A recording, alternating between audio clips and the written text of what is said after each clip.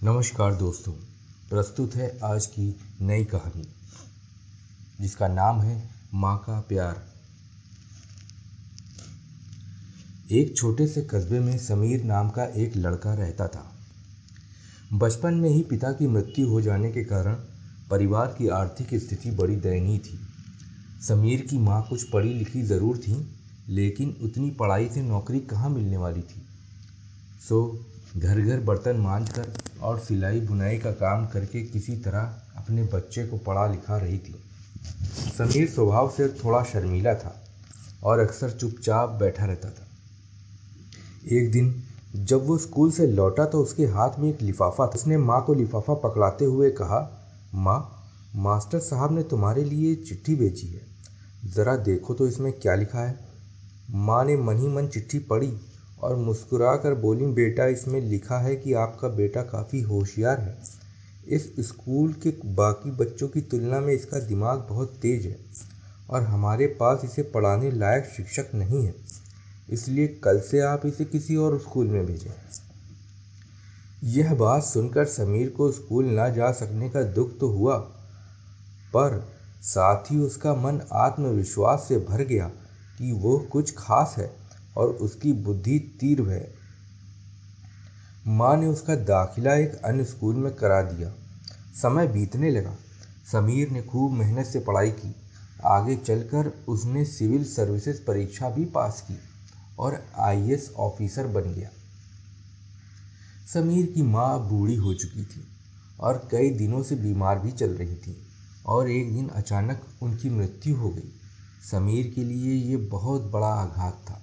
वो बिलख बिलख कर रो पड़ा। उसे समझ नहीं आ रहा था कि वो अपनी माँ के बिना कैसे जिएगा। रोते रोते ही उसने माँ की पुरानी अलमारी खोली और हाथ में उनकी माला, चश्मा और अन्य वस्तुएं लेकर चूमने लगा। उस अलमारी में समीर के पुराने खिलौने और बचपन के कपड़े तक संभाल कर रखे हुए थे।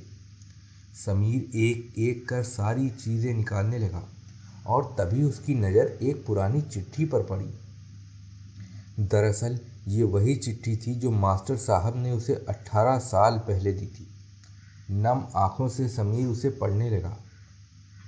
आदरणीय अभिभावक, आपको बताते हुए हमें अफसोस हो रहा है कि आपका बेटा समीर पढ़ाई में बेहद कमज़ोर है और खेल कूद में भी भाग नहीं लेता है। जान पड़ता है कि उम्र के हिसाब से समीर की बुद्धि विकसित नहीं हो पाई है, अतः हम इसे अपने विद्यालय में पढ़ाने में असमर्थ हैं। आपसे निवेदन है कि समीर का दाखिला किसी मंदबुद्धि विद्यालय में कराएं अथवा खुद घर पर रखकर इसे पढ़ाएं। समीर जानता था कि भले अब इसकी माँ इस दुनिया में नहीं रही, पर वो जहाँ भी रहीं उनकी ममता, उनका आशीर्वाद सदा उस पर बना रहेगा। दोस्तों, रुडयार्ड किपलिंग ने कहा है कि भगवान सभी जगह नहीं हो सकते, इसलिए उसने माएँ बनाई। माँ से बढ़कर त्याग और तपस्या की मूर्त भला और कौन हो सकता है। हम पढ़ लिख लें, बड़े होकर कुछ बन जाएं, इसके लिए वो चुपचाप न जाने कितनी कुर्बानियाँ देती हैं। अपनी ज़रूरतें मार कर हमारे शौक़ पूरा करती हैं। यहाँ तक कि संतान बुरा व्यवहार करे तो भी माँ उसका भला ही सोचती है। सचमुच माँ जैसा कोई नहीं हो सकता।